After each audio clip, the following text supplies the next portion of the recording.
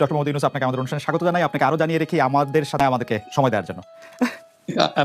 আমিও সালাম জানাচ্ছি সবাইকে, অসংখ্য ধন্যবাদ। আপনাকে স্বাগত জানাই আমাদের অনুষ্ঠানে। আপনি যুক্ত হয়েছেন, আপনার মূল্যবান সময়ের মধ্যে থেকে আপনি আমাদের দিয়েছেন, তার জন্য আমাদের আন্তরিক কৃতজ্ঞতা জানাবেন। আপনাকে অনেক ধন্যবাদ। ডক্টর শফিকুর রহমান, আসলেই মানে এই অনুষ্ঠান শুরু হওয়ার আগেও আমরা অনেক কথা বলছিলাম। সেই সময় আপনার গল্প একটি শুনছিলাম, যেই গল্পটি আসলে মাঝপথে আমাদের একটু বন্ধ করতে হয়েছে। আমরা সেই গল্প নিশ্চয়ই শুনবো, কিন্তু আমরা একটু কিছু প্রশ্ন আপনাকে করতে চাই। আপনি আমাকে বলেছেন যে আমি যে কোনো প্রশ্ন করতে চাই পারি এবং আপনি খোলামেলা সেই প্রশ্নের জবাব দিবেন। আমি আপনাকে প্রথমেই একটু কাছাকাছি অতীতের একটি প্রশ্ন করতে চাই জনাব শফিকুর রহমান। সেটি হচ্ছে যে আওয়ামী লীগ সরকারের, মানে অগাস্ট মাসের কথা, প্রথম দিকের কথা বলছি, আওয়ামী লীগ সরকারের নির্বাহী আদেশে আপনার দল তখনও নিষিদ্ধ, কিন্তু একটা দুর্ঘটনা ঘটে গেল বলে এই জনস্রোতের মাঝে পড়ে একটা গাড়ি সেনাবাহিনীর ক্ষতিগ্রস্ত হয়ে গেল। এই অবস্থা থেকে তারা আবার ব্যাক করে চলে গেলেন ক্যান্টনমেন্টের ভিতরে গিয়ে আমাকে বললেন যে আমরা তো ফেল করেছি, এখন কি করা যায়, সবাই তো আপনার জন্য অপেক্ষা করছে, বাকি সবাই এসে গেছে। আমি জিজ্ঞেস করলাম কে কে এসেছেন, বললেন যে বিএনপি নেতৃবৃন্দ এসেছেন, জাতীয় পার্টির নেতৃবৃন্দ এসেছেন এবং আসিফ নজরুল সাহেব, অধ্যাপক আসিফ নজরুল সাহেব আছেন। আমি বললাম তাইলে আমি কি করতে পারি? ওনারা বললেন যে আমরাও তো কোনো সলিউশন পাচ্ছি না। বললাম ওকে, আমি ট্রাই করি, আমি আপনাদের কচুক্ষেতের গেট দিয়ে একটু আসার চেষ্টা করি, দেখি কতদূর আমি সাকসেসফুল হতে পারি। তো আমি আমার একজন নিকটতম বন্ধুকে খবর দিলাম, উনি আসলো, উনি বললো যে আজকের দিনটা তো খুবই রিস্কি, আপনি এভাবে যাবেন কিনা? আমি বললাম যে দেখো, আমার জীবনের চেয়ে জাতির প্রয়োজনটা বেশি, যেহেতু সেনাপ্রধান অন্যান্যদেরকে ইনভাইট করেছেন, আমাদেরকেও ফিল করেছেন, তাকে ওনার করা আমাদের দায়িত্ব। তো আলহামদুলিল্লাহ কিছু অসুবিধা হলে আমরা গিয়ে পৌঁছি। ততক্ষণে মিটিংটা শেষ হয়ে গেছে। আমি যাওয়ার পরে আরো দুইজন আমাদের সাথে। আপনি কি 5 আগস্টের কথাটি বলছেন, তাই না? 5 আগস্টের কথা বলছেন। আমি 5 আগস্টের কথা। অর্থাৎ 5 আগস্টের আগে কি আপনাদের সাথে 5 আগস্টের আগে কি আপনাদের সাথে সেনাবাহিনীর কোনো আগে ওনাদের সাথে তো আপনার না আমি ওনাকে সরাসরি ফিজিক্যালি চিন্তাও না এবং কোনো কথা। আপনার কাছে কি মনে হয় যে আপনার একটা নিষিদ্ধ রাজনৈতিক দল, ওনার কাছের লোকেরা জনাব শফিকুর মোটেই মনে হয়নি এবং আমি মনে করি আপনি এখন নিশ্চয়ই জানতে চাইবেন যে কেন আপনি মনে করলেন না। আমি মনে করি না এই কারণে, আপনি লক্ষ্য করবেন যে 1 আগস্ট যখন আমাদেরকে নিষিদ্ধ ঘোষণা করা হয় তখন প্রেক্ষাপটটা কি ছিল? হঠাৎ করে বিনা মেঘে বজ্রপাতের মতো একটা ঘটনা উনি ঘটাই ফেললেন, তৎকালীন প্রধানমন্ত্রী। আমরা কিন্তু সাথে সাথে এটাকে রিজেক্ট করেছি এবং আমাদের সাথে সংহতি প্রকাশ করে বাংলাদেশের বিরোধী দলের সকলেই, বিএনপি সহ সকলেই কিন্তু এটা নিন্দা জানিয়েছে এবং তারাও এটাকে রিফিউজ করেছে যে এটা হলো ইস্যু ডাইভার্ট করার জন্য জাস্ট একটা কৌশল হিসেবে তারা ব্যবহার করছে, এটাকে কেউ গ্রহণ করেনি। কাজে আমাকে যখন দাওয়াত দেওয়া হয়েছে আমি এটা অস্বাভাবিক মনে করি। আমি মনে করেছি যে এটা জাতির প্রয়োজনে এবং আমাদের দলীয় দৃষ্টিভঙ্গি সবই ঠিক আছে, এটা আমাদের নয়। আমি মনে করি জনাব রহমান, আপনার কাছে কি মনে হয় যে এই সরকারের সাথে আপনার একটা নিবিড় সম্পর্ক রয়েছে?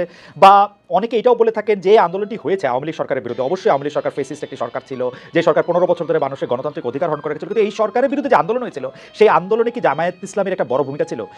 এই সরকার যারা এইটা করতে এসছে তাদের কি আসলে, তাদের সাথে কি জামায়াত ইসলামের একটা অনেক নিবিড় সম্পর্ক রয়েছে? কেন আমি প্রশ্ন করছি একটু আমি বলে রাখি। আমরা কিন্তু দেখতে পাচ্ছি ঢাকা সহ বা মানে ঢাকা, যদি আমি স্পেসিফিক আমি কিছু নাম বলি, পাবলিক ইউনিভার্সিটিগুলির উপাচার্য পদে বা অন্যান্য অনেক কি পজিশনে যাদের নিয়োগ দেওয়া হচ্ছে, অনেকেই বলছে তারা আপনাদের লোক। এই সরকারের মধ্যে জামায়াতে ইসলামী সবচেয়ে বেশি ডালপালা মেলছে বা সবচেয়ে বেশি প্রভাব বিস্তার করছে, এরকম দেখা যাচ্ছে মনে হচ্ছে। আপনি যেটা বলেছেন সেটা আমি এইভাবে দেখছি না। আমি দেখছি যে উপদেষ্টা মহোদয়দের সাথে আমাদের একদিনই কিন্তু ফর্মাল সিটিং হয়েছে। পার্সোনালি কারো সাথে সম্পর্ক আছে, তাদের সাথে হয়তো পার্সোনাল লেভেলে কথা হচ্ছে, কিন্তু ফর্মাল মিটিং আমাদের একদিনই হয়েছে।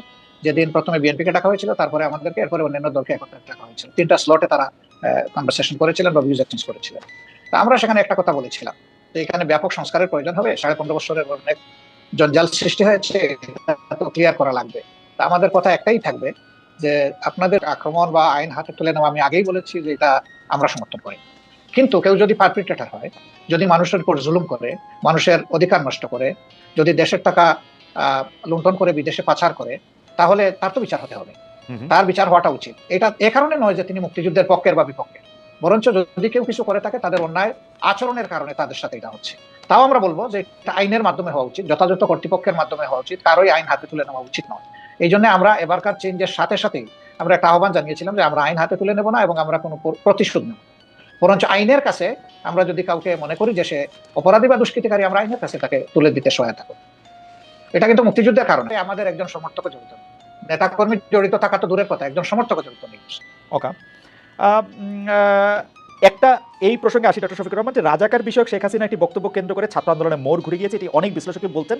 আমাদের মাত্র 2 মাসের মতো সময় হয়েছে, আরও যদি সময় পরে সেটির আমরা একটা নিশ্চয়ই তাত্ত্বিক একটি পটভূমি পাবো। তিনি পালিয়ে যেতে বাধ্য হয়েছেন। সম্প্রতি আমরা দেখেছি যে বৈষম্য বিরোধী যারা ছাত্র আন্দোলনের সমন্বয়ক রয়েছেন তারা বলছেন স্বৈরাচার শেখ হাসিনা বক্তব্যের প্রতিবাদে তারা নিজেদের রাজাকার বলেছিলেন। সেখানে তারা বলেছিলেন কে বলেছে স্বৈরাচার, কিন্তু রাজাকার বিষয়টি তারা ধারণ করতে চান না। কিন্তু আমরা দেখেছি যে জামায়াত ইসলামের বিভিন্ন সমাবেশে আমরা রাজাকার স্লোগান পাচ্ছি। এ থেকে আপনারা আসলে কি বার্তা দিতে চান? আমি আরো স্পেসিফিকলি বলি, সম্প্রতি টাঙ্গাইলে আপনার না, জনসভায় না। আপনার বক্তব্য চলাকালীন কর্মীরা স্লোগান দিয়েছে, তুমি কে আমি কে, রাজাকার রাজাকার। আমি এটা শুনি নাই, আমি ছিলাম, আমি শুনি নাই। আপনি শুনে থাকলে আপনাকে ধন্যবাদ।